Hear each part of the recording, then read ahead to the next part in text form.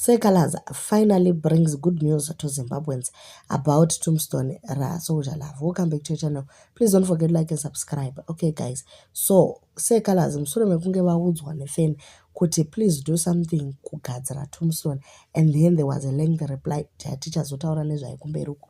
Vari kuti ivo he reached out to the family vabva vapiwa a positive response. Vanyora ivo vakati conquering family, friends and fans and all dancehall lovers. Ndanzi ndisvitse shoko iri kwamuri nemhuri yekwamusaka.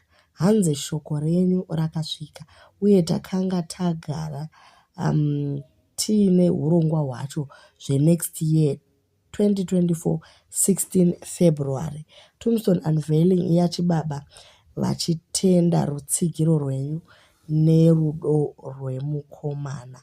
So guys, vari kufara vakati aiwa, as a family we were also working towards that. So there is a relative who also sent a message kuna Seh Calaz akati, thank you Seh Calaz for bringing up the issue Tombstone Sauro. Personally, as a member of the family from his mother's side, I share your sentiments.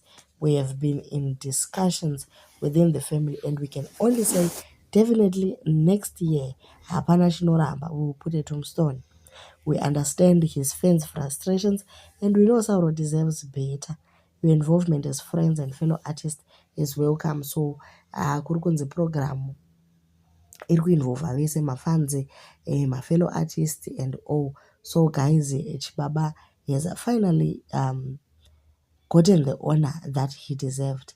So Seh Calaz vanga vanzi ivo why musiri kubatsira kuisa Tombstone, and he wrote a lengthy reply and tichangoiti kata kuti vanhu vazive the context of the story. So now he wrote again, Sauro paakaimba nezvehama dzake maiti kudhakwa here, now tarisai makore ave makore mangani mukomana afa, kunhamo kwaiva nehama dzake dzakawanda dzakauya kuzomuchema. Ndakatoona kuine vanhu vechikuru vaitogara kuhigh table uko asina nhasi vakangosiya zvakadaro. Chikonzero ndivo vanoziva. Ndakatombovabvunza panhamo ndikanzi tiri kuziva zvatiri kuita, iwewe ndiwe ani unotibvunza zvekumhuri kwedu? Tokuramwira mufi uyu usare wovika iwewe uri kuda kuzviita munhu anoziva. So though ndakataura nema-emotions because ndaifunga Sauro haana hama, ivo hasha dzavakaita pavakandidavira zvakandiratidza kuti pane zvakawanda and everything is making sense now. Kuisa dombo remunhu hakusi kupota mbanje. So there are things that friends can do. Then pane zvimwe chaizvo zvinoda hama dzemukati. Mukadzi wako chaiye wawakaroora haugoni kurova guva kana hama dzake dzisipo.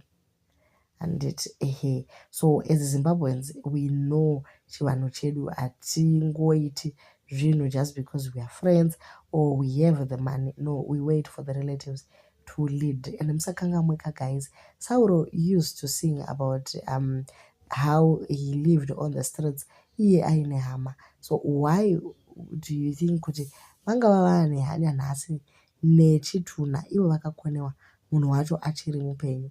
Chero paakakura akaita a big artist, the relatives were never there. Akatozoshaika achitambudzika neshuga yake ari yega. So expecting them to put a tombstone, well, kwakuri kungoedzawo. But anyway, they got a very positive response kuti aiwa by February zvichange zvadaro. So vari kuti ivo even hurumende chaiyo yakamuita gamba, hapana chavanokwanisa kuita. Chero kunoisa tombstone as the government they cannot. Why? Because we wait for the relatives.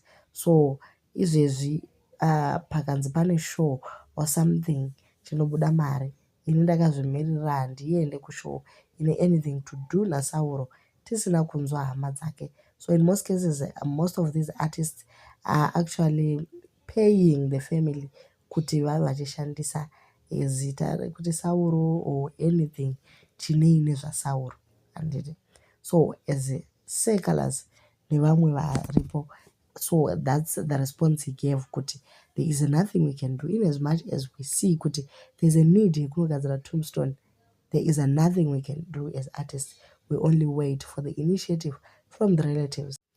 So finally they gave a go ahead, vakati ivo vanga vagarawo vachitoenda ikoko. Saka guys, hatizivi kuti is it because the streets have spoken kana kuti ivo vanga vagarawo vachida kuita, but the bottom line is kuchaitwa unveiling and everyone is welcome, from the fans to the artist. Kuri kunzi basa ngariende mberi, Sauro agogona kugadzirikwa nzvimbo yake yaakazororera pairi. So guys, tichiramba chikupai kuti maarrangements acho amira sei.